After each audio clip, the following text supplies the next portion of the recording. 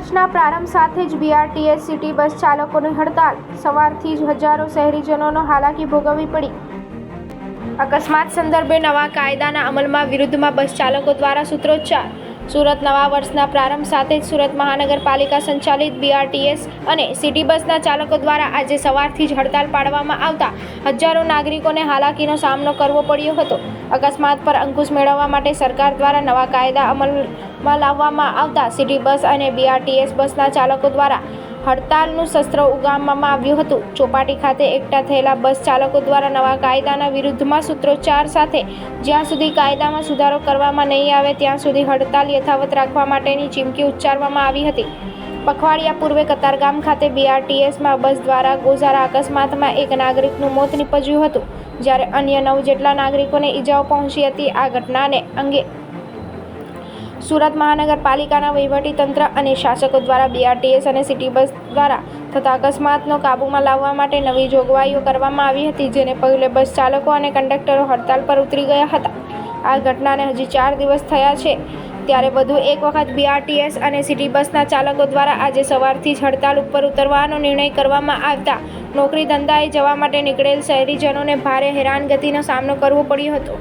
સરકાર દ્વારા સતત વધી રહેલા માર્ગ અકસ્માતની ઘટનાઓ પર અંકુશ મેળવવા માટે ચાલકો વિરુદ્ધ સખ્ત જોગવાઈઓ અમલમાં મૂકવામાં આવી છે, જેમાં અકસ્માતમાં જ કોઈ નાગરિકનું મોત નીપજે તો લાખો રૂપિયાના દંડ સહિત 10 વર્ષ સુધીની સજાનો નિર્ણય લેવામાં આવ્યો છે. આ જોગવાઈઓના કારણે આજે સવારથી બીઆરટીએસ અને સિટી બસના ચાલકો દ્વારા અઠવા લાઇન્સ ચોપાટી ખાતે એકઠા થઈને આ કાયદાના વિરુદ્ધમાં સૂત્રોચ્ચાર સાથે વિરોધ પ્રદર્શન કર્યું હતું. હજીરામાં પણ આઈઓસીના ચાલકોની હડતાલ. શહેરના છેવાડે આવેલા અને મહાકાય ઔદ્યોગિક એકમોમાં ધમધમતા હજીરામાં પણ આજે સવારથી જ ટ્રક ચાલકોએ હડતાલ પાડીને સરકારના નવા કાયદા સંદર્ભે પોતાનો વિરોધ નોંધાવ્યો હતો. હજીરા ખાતે આવેલ ઇન્ડિયન ઓઇલ કોર્પોરેશનના ટ્રક ચાલકો દ્વારા આજે સવારથી જ હડતાલ પર ઉતરી જતા ટ્રકના પૈડા થંભી જવા પામ્યા હતા, જેને પગલે ઇન્ડિયન ઓઇલ કોર્પોરેશનના અધિકારીઓ પણ દોડતા થઈ ગયા હતા. કંપનીના ગેટની બહાર જ એકઠા થયેલા ટ્રકના ચાલકોએ અકસ્માત સંદર્ભે લાગુ થનાર નવા કાયદાનો એક સૂરમાં વિરોધ નોંધાવ્યો હતો અને સરકાર દ્વારા આ કાયદાઓ પરત લેવામાં આવે તેવી માંગણી કરી હતી.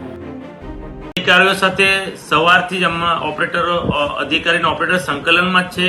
60 થી 65% રૂટ કાર્યરત છે. 30 થી 35% રૂટમાં અમુક યુનિયનો અને અમુક અસામાજિક તત્વોએ ઝઘડો કરીને ડ્રાઈવર સાથે બસ બંધ કરાવી છે એવી માહિતી પ્રાપ્ત થઈ છે. અમે તંત્રને સૂચના આપી છે અને પોલીસ વિભાગને પણ અમે જાણ કરી છે કે આવી રીતે કોઈ ડ્રાઈવર સાથે ઝઘડો કરે તો તેની સામે યોગ્ય પગલાં ભરે અને અમે ઓપરેટરને અમારા અધિકારીઓ ઓપરેટર સાથે સતત સંપર્કમાં છે. જે બીજા રૂટ બંધ છે ને ટૂંક સમયમાં અમે ચાલુ કરી દેવાશે. કેટલું યોગ્ય છે આ હડતાલ? હડતાલ પબ્લિક્સને હેરાનગતિ ન થવી જોઈએ. હડતાલ જે રીતે કરી રહ્યા છે ખૂબ જ અયોગ્ય છે.